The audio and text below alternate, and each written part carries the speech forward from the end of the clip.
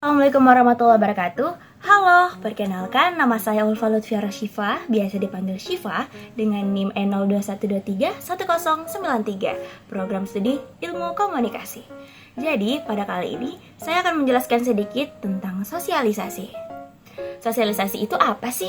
Sosialisasi adalah sebuah proses penanaman atau transfer kebiasaan atau nilai dan aturan atau nama dari suatu generasi ke generasi lainnya. Nah, proses sosialisasi itu ada 4 loh. Yang pertama ada tahap preparation stage atau tahap persiapan. Di tahap ini kita akan mengenali lingkungan sekitar. Yang kedua ada tahap play stage atau tahap bermain peran. Di tahap ini kita akan memainkan peran-peran orang dewasa di sekelilingnya.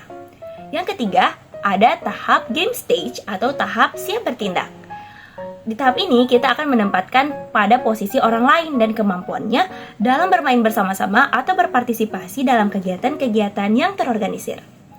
Yang keempat, tahap generalized order atau penerimaan nama kolektif.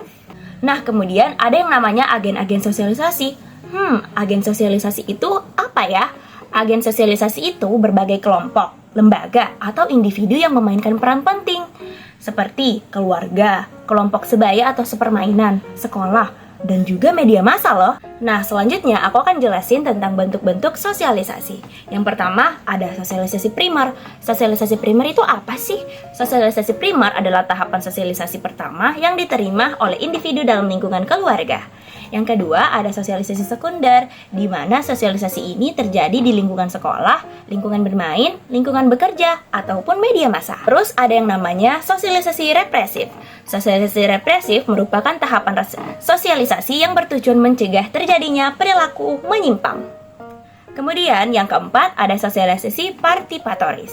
Sosialisasi partipatoris merupakan sosialisasi yang dilakukan dengan mengutamakan peran aktif dari objek sosialisasi dalam proses dalam arti internalisasi, nilai, dan norma.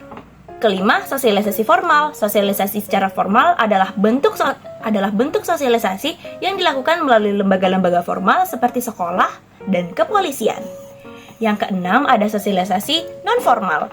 Sosialisasi secara non-formal adalah bentuk sosialisasi melalui lembaga non-formal seperti masyarakat dan lingkungan sekitar. Terus ada sosialisasi langsung, di mana sosialisasi ini dilakukan secara tatap muka tanpa menggunakan media atau perantara komunikasi. Yang kedelapan ada sosialisasi tidak langsung. Sosialisasi tidak langsung adalah bentuk sosialisasi dengan menggunakan perantara atau alat komunikasi. Yang kesembilan ada yang namanya sosialisasi otoritif, di mana sosialisasi ini memberikan kesempatan kepada individu secara bebas tanpa perantara atau menolak perilaku tertentu. Dan yang terakhir, sosialisasi ekualatif, yaitu bentuk sosialisasi berdasarkan persamaan kedudukan antara pihak yang melakukan sosialisasi dan pihak yang disosialisasi. Terus ada yang namanya tipe-tipe sosialisasi. Yang pertama, formal, yaitu melalui lembaga-lembaga yang berwenang seperti pendidikan di sekolah atau pendidikan militer. Yang kedua, informal. Informal ini terdapat di masyarakat atau dalam pergaulan yang bersifat kekeluargaan, seperti pergaulan sesama teman, sahabat, anggota klub, dan kelompok-kelompok sosial di dalamnya. Nah, sosialisasi itu juga punya pola loh. Yang pertama, sosialisasi represif. Nah, polanya ini penekanan pada penggunaan hukuman terhadap kesalahan. Nah, karena tadi ada sosialisasi represif, yang kedua ada sosialisasi partisipatoris. Nah, ciri-ciri polanya itu, yang pertama pemberian imbalan ketika anak berperilaku baik, kemudian hukuman dan imbalan bersifat simbolik, lalu penekanan pada interaksi dan komunikasi dua arah. Sekian dulu ya materi kita kali ini, semoga informasi tadi bermanfaat. Semangat belajarnya. Bye-bye, wassalamualaikum warahmatullahi wabarakatuh.